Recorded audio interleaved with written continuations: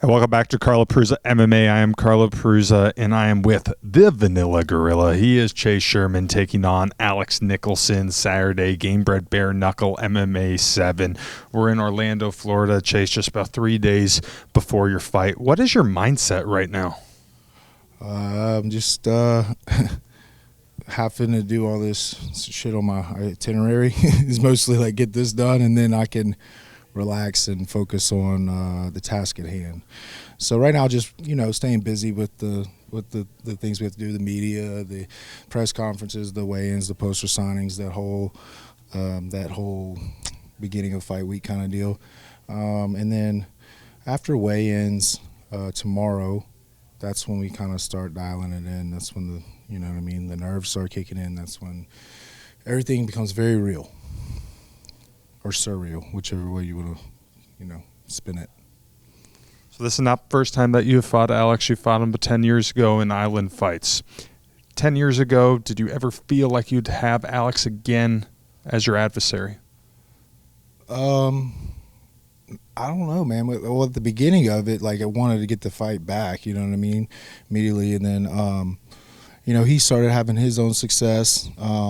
Shortly after that, he got signed to the UFC. I started having my own success as well, and then it just wasn't really necessary. I had to let go of that part that was attached to my ego, and realized that it was for a reason. And it's one of those things that it wasn't just a lesson, but it was a blessing.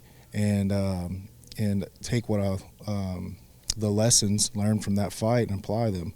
Because eventually what was going to happen was that would have happened anyways with somebody else, you know what I mean?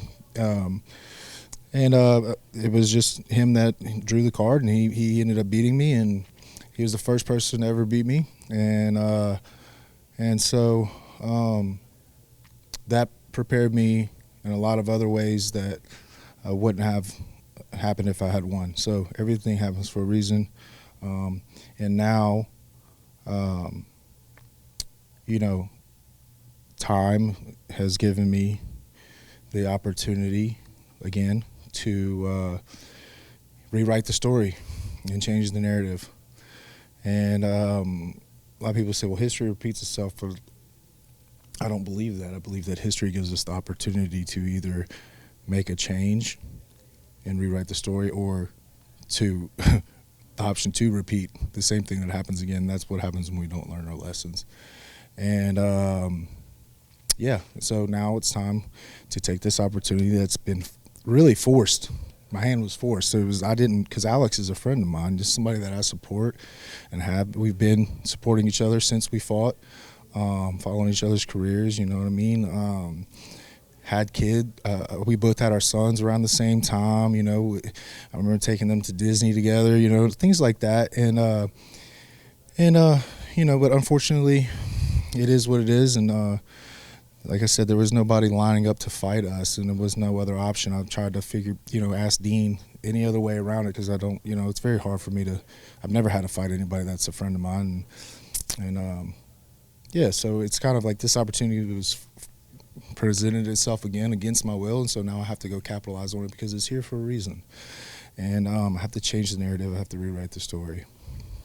All MMA fans know that both you and Alex possess massive power. I think you are number 1 in knockout win percentage. Would you say it's safe to say this is ending in a finish? I would think so, yeah. Because he's going to be looking for the finish regardless. And if my defense is sound, then the finish will present itself to me. And if my defense is it's got some chinks in it where he can find an opening, you know what I mean? It's more likely he's going to walk home with the finish. So, but how the fight ends, man, is not really of my concern. Never has been. For some reason, it always is there. I get, I knock people out. And I'm sure there'll be plenty of opportunities that'll be there again. And whether or not I capitalize on them, that's up to, you know what I mean? That's what all my training has been for. So we'll see. Your good friend Alan Belcher on this card as well, trying to make history, becoming the first bare-knuckle MMA champion with a win over Alex. Do you think that sets you up for a possible title fight against the winner. I don't know if you would ever fight Allen because you guys have known each other for a long time. Maybe JDS wins. What are you thinking on that? Well, I'm thinking that if Allen wins and then I win, then I have no desire. My ego is not that big to where I have to walk around with a title around my waist, and in order to get that to fight somebody that I'm like really genuinely close with. You know what I mean? I've known Allen since I was 15, 16 years old. He taught me how to fight. He's always been a role model in and out of the cage to me. And he was somebody that brought MMA, the forefront of it, to Mississippi. And he's idolized there. And yeah, it's just not, it's not worth it to me. You know what I mean? It's why, you know what I mean? That would be just too awkward. It would be really, and then my best friend and my brother is corners Allen. So it's like, what am I supposed to look across the cage and see, the guy that was the best man in my wedding and the guy that taught me how to fight, that's just, I just don't see that. I don't think I could do that. You know what I mean? I just don't. But with that being said, I still hope Allen wins, you know what I mean? And let him continue his legacy on however he sees fit. And then when my time comes, it'll be my time. Other than that, yeah, man, it's just like hopefully this is, this is how I picture things going, is he winning the title, me winning my fight, and then whenever he retires, me going and winning the title. And then you have the two best bare knuckle fighters in the world, both former bare knuckle boxing heavyweight champs, both heavyweight champs for bare knuckle MMA, and both from the same town where bare knuckle fighting had started over like 150 years ago, And I think that's a pretty cool story, man. And I think that really emphasizes and brings some eyes on Mississippi, South Mississippi, in not only the fight world but just in general, because we get looked past a lot. And so, yeah, I'm hoping that's how it goes down, and that's just what I envision, I guess. All right, last question. In a perfect world, Chase, what goes down Saturday night? Yeah, so in a perfect world, go out there, get a quick finish, and receive no physical damage, and collect the check and go on about my business. But I guess also in a perfect world,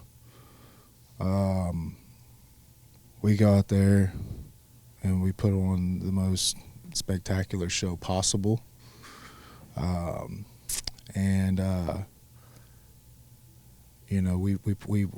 fight ends up setting the forefront and like a staple in launching the platform of this organization, and we become the face of the organization, and we finally get the respect that we've always been kind of fighting for from the fan base.